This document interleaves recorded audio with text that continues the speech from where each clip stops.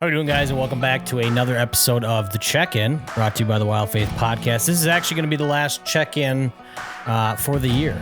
We've been talking about mental health and our faith for the last couple months here, and with Evan out sick and has absolutely no voice, figured I'd wrap this one up for us before we head into full send of summer and when we kind of got cooking for fall. But we've talked about a lot this month, a lot about our faith, a lot about struggles, mental health, all that. And we've dove into some real deep stuff, depression, fear of failure, addiction, fatherhood, our identity, and what it really means to be a man of God. And today, I just wanted to talk on that a little bit more. And maybe you've been listening, maybe you've been nodding along as Evan and I have talked about these things. Maybe, and hopefully, I pray that you have, but maybe you've even found a little shift in your life. So this will be the final check-in, and we'll try and cover some of that.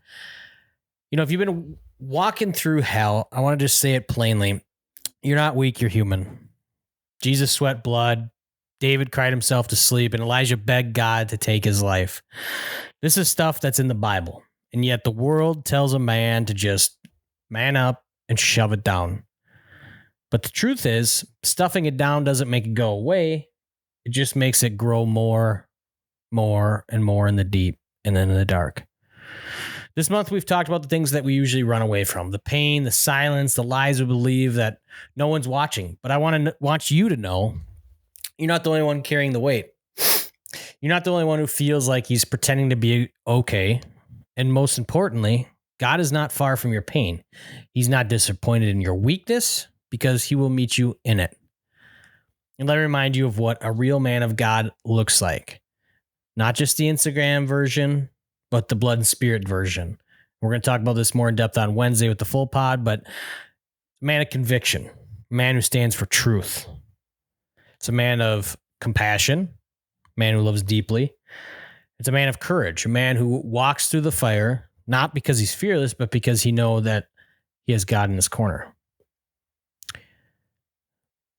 You don't have to wait until you're perfect to live like this. You don't have to clean yourself up before God, because he's looking for men who are willing to show up as they are, raw, honest, and surrendered. Men who will say, Lord, I do not have it all together, but I'm yours. And you may be asking, okay, so what do I do next? Well, it's going to sound real simple. It's going to suck and it's going to be hard sometimes, but get into God's word, not just as a checkbox, but because you need truth more than you need escape. Open Psalms, open Proverbs, let it speak to you as you read it. And it's going to change each time you read it. Another one would just be get outside. Put the phone down. I'm guilty of it too. Take a walk and get back into maybe hunting and fishing if you've gotten away from it. It's funny every time we talk about this, but the outdoors, God's country just has a way of speaking straight to your soul if you will let it. And if is the key word, because we can still be out hunting. We can still be out fishing and staring at electronics and staring at our phone. And we're really not disconnecting from the day-to-day BS that we all find ourselves getting us weighed down by, right? So just turn it all off. Just get outside. You don't need to catch a huge fish or shoot a giant buck. Just get out there and enjoy life, man. Another one would just be find another guy who you can just be real with. Just one. Reach out. Don't wait for them to come to you. Be the one who reaches out first, and you'll be surprised at how many men out there are also suffering in silence. Another one would just be talk to God like he's your friend. You don't need big words or fancy prayers. You just need honesty. God, I'm hurting. That's about as real and powerful and holy as a prayer can get. And if you just have the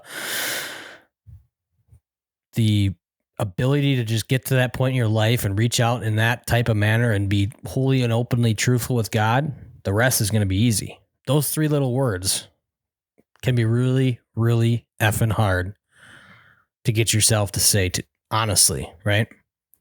Another one would just be take one big, bold step. Whatever came to mind when I said that, that's probably the step. I know it's the final episode of the check-in and we're wrapping up Men's Mental Health Awareness Month here in June. But this isn't the end, just the beginning. I got a lot of stuff I got to work on. But like I said, it is the beginning, the real beginning of real manhood, the kind that's humble enough to ask for help. Manhood, we're talking here.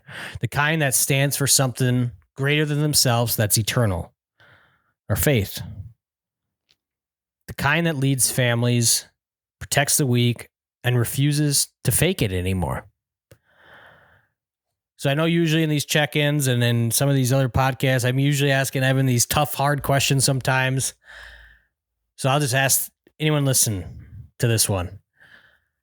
Are you ready to stop pretending and start becoming the man that God made you to be? Because he's not done with you, not even close. Guys, that's it for the check-in this year.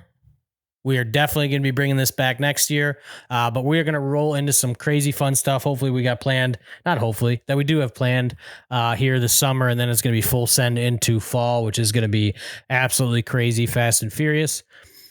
But I am glad that we took this time this last couple months to really just check in with our faith, check in with who we are as dads, who we are as men. And, I think I came away from this as learning a little bit more about what it means to be a man and what I need to work on in my own life. So hopefully you guys found something valuable out of this. And as always, we just thank you. We thank God that we have the opportunity to talk to you in this manner and spread his word through the outdoors. And I'll just end that with thanks, gratitude, and we'll see you next time. Thank you for joining us on this journey through faith in the great outdoors. We hope today's episode has inspired you to seek God's presence in the wilderness and deepen your connection with nature. If you enjoyed today's discussion, don't forget to like, follow, and subscribe to the Wild Faith Podcast on your favorite platforms, including Spotify, Apple Podcast, YouTube, Instagram, and Facebook. By subscribing, you'll never miss an episode, and you'll continue to be a part of the Wild Faith Podcast community. We'd also love to hear from our listeners, so please don't hesitate to reach out with your questions, comments, or topic suggestions. You can connect with us on social media or through our website.